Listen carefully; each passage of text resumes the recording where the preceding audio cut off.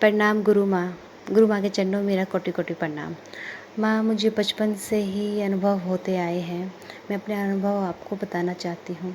मैं बचपन से ही लड्डू गोपाल से बहुत प्यार करती थी।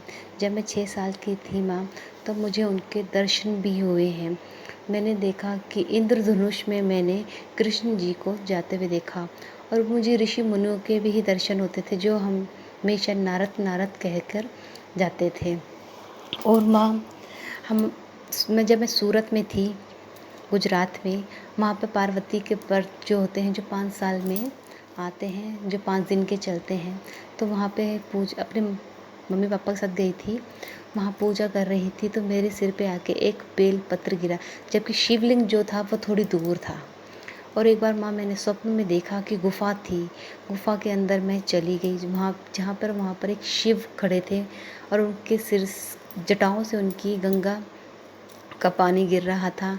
एक तरफ मैं खड़ी थी, दूसरी तरफ एक लड़का खड़ा था। माँ, बताना कि वो लड़का कौन था। और माँ, मुझे कुछ भी घटने वाला होता है तो मुझे पहले ही दिखाई दे जाता है।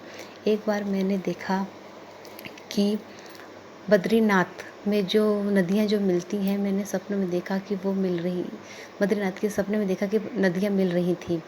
और जब मैं उठी तो मैंने टीवी में खोल कर देखा, तब टीवी चल रहा था, तब मैंने देखा कि उन्हीं नदियों के बारे में बताया जा रहा था। माँ, जैसे एक ब्रिज था, ब्रिज में की तरफ मैं वहाँ पे खड़ी हुई थी, तो एक तरफ जो पानी था नदी का, वो धीरे धीरे जा रहा था, और दूसरी तरफ वो तेज़ी से गिर रहा था। माँ, वो बद्रीनाथ का था, नदियों का था वो, जो मैंने देखा था।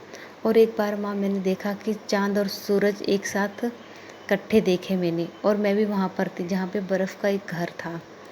और माँ, मैं भी वहाँ पे गई तो वहाँ पे एक आदमी था जो चीज़ें बेच रहा था, रंग बिरंगी चीज़ें बेच रहा था।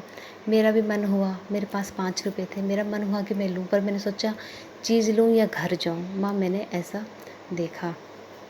और माँ, मेरे साथ मतलब बहुत कुछ बुरा बुरा हुआ है, पर अब सोचती हूँ चलो, अब फ़ायदा भी हुआ उसका मुझे, पर अब सोचती हूँ जो हुआ अच्छे के लिए ही होता है। प्रणाम गुरु माँ।